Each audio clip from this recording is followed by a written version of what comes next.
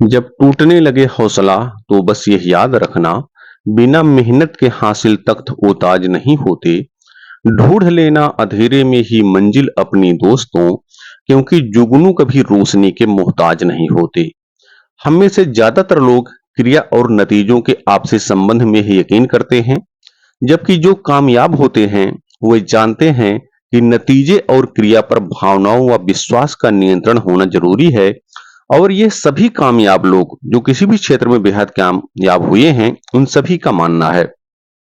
खुद सोच करके देखिए, 1954 तक यह माना जाता था कि मानव एक मील की दौड़ 4 मिनट से कम में नहीं लगा सकता। सारे धावक 4 मिनट से ज्यादा का ही समय लेते थे। फिर 1954 में रोजर बैनिस्टर ने 3 मिनट 59 सेकंड में यह दूरी तय कर डाली। हैरानी की बात तो यह थी कि उसी साल पूरी दुनिया में 32 अन्य लोगों ने यह काम कर डाला। 3 साल में ऐसे लोगों की संख्या 100 से ज्यादा हो गई और वैज्ञानिक सोचने पर मजबूर हो गए। दरअसल इन सबके पास रोजर का नया संदर्भ था, जिसने नया विश्वास दिया लोगों को, जो नई भावना से प्रेरित हो, नई क्रिया का आधार बना और नए नए नतीजे सामने आने लगे। जब रोजर से पूछा गया कि उसने यह कैसे किया, जबकि उसके पास तो कोई संदर्भ नहीं था, तो उनका कहना था, मैंने हजारों बार कल्पना की कि मैंने यह दूरी 4 मिनट से कम समय में तय कर ली है। और यही फर्क है कामयाब और बेहद कामयाब लोगों में। बेहद कामयाब वे होते हैं जो अपने विश्वास को बिना किसी बाहरी संदर्भ के सुदृढ़ करते हैं और लक्ष्य को पूरी आस्था के साथ तय कर पाते हैं। फ्रांस के साइकिल चैंपियन लांस आर्मस्ट्रांग को कैंसर था। डॉक्टरों ने कहा बचने की 40% उम्मीद है।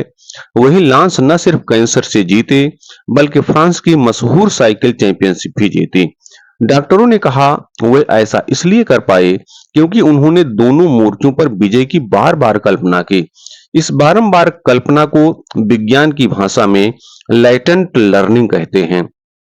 इसका मतलब यह नहीं है कि 15 माले की बिल्डिंग से छलांग लगाने की कल्पना ही सफलता का आधार बन जाएगी। लैटिन लर्निंग का मतलब कॉमन सेंस यानी सामान्य समझ को बाहर फेंकना नहीं है। इसका अर्थ है सही दिशा में कल्पना करना तथा अपनी मेहनत व विश्वास को क्रिया में तब्दील करना। परीक्षा के लक्ष्य को तय करें तो शरीर व मन को उसी हिसाब से तैयार करें, ताकि जब परीक्षा देने बैठें तो दिल की धड़कन भी उसी भावना के नियंत्रण में रहे। तो इस प्रकार से चरणबद्ध तरीके से अपने लक्ष्य को तय करें। नंबर 1, लक्ष्य तय करें। जब आप लक्ष्य प्राप्त कर लेंगे तो आपके आसपास की दुनिया कैसी होगी इसकी कल्पना करें। अब मनचाहा नतीजा पाने के लिए क्रिया में क्या परिवर्तन करने होंगे ये देखें और इसको भावनात्मक रूप से महसूस करें।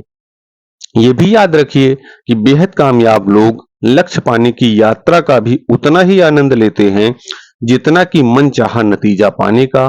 कामयाबी एक परीक्षा, एक क्लास की नहीं होती। हर रोज पूरे सकारात्मक विचारों और भावनाओं के साथ कार्य करने की होती है। जब आप प्रतिदिन अपने लिए ही बनाई गई इम्तिहान में सफल होंगे, अपनी ही परीक्षा में उत्तीर्ण होंगे, तो आपको एक दिन कामयाबी अवश्य मिलेगी और आप कामयाब से बेहद कामयाब के लोगों में शामिल हो जाएंगे। बहुत बहुत धन्यवाद।